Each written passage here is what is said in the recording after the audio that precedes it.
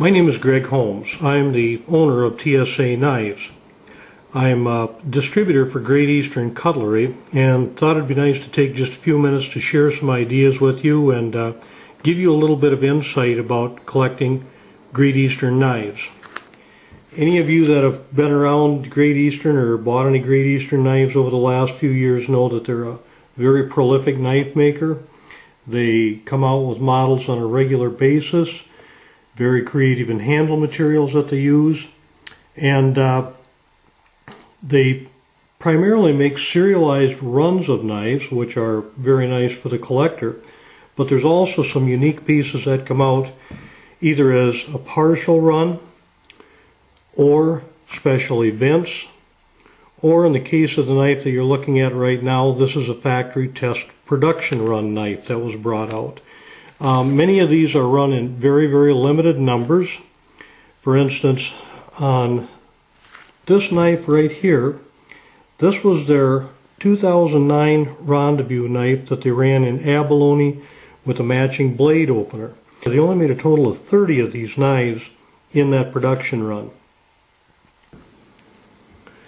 These two knives are a good example of how it can sometimes get confusing when you look at production numbers as opposed to serial numbers on the knife.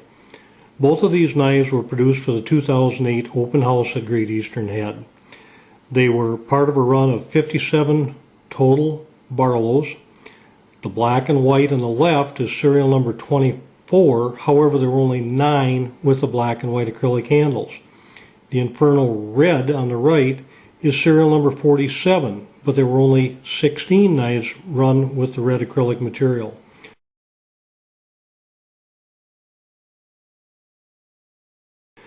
What Great Eastern will occasionally do when they make specialized runs like this is they might use several different handle materials to complete that run.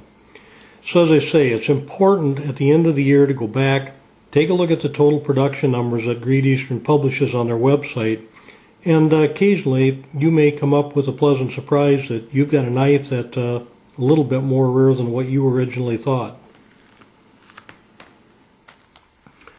This particular set of Titiute Barlows is particularly interesting in that each of these Barlows carries a different type of jigging on the handle material. There's only a total of 3 complete sets of these knives. This is one of the sets right here, and this particular set all bears serial number 1. The knife on the left is a Rogers jigging. There were only 3 of these made. The second knife is a herringbone pattern. That's one of 4. The middle knife is a single wave jig pattern. That was one of 7. The fourth knife is a Sheffield jigging pattern, which is one of 10. And the far right knife is a jigged bone, which is one of 11 knives. How these knives actually came into being was that Great Eastern had some jigged bone material left over, and rather than throw it away or waste it, they decided to put it on these particular knives. And at my request, they did serial number them for me. This is another very low run knife. Seems to be just an ordinary little Barlow in the Patriot pattern.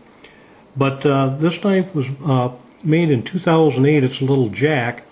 Serial number 16, and Great Eastern only ran a total of 19 of these knives. From there, where we can really find some rare pieces, and by rare I mean low production run pieces, is when we get into the non-serialized knives. This is a Sunfisher number 36 in copper snake acrylic. This knife again was made in 2008. They did make a serialized run of 50 knives, but they also made 6 knives without numbers on them. The next little knife up here is a knife that came in most recently. This is a burnt orange Northfield Barlow. It's one of the long poles. This is in a burnt orange jig bone.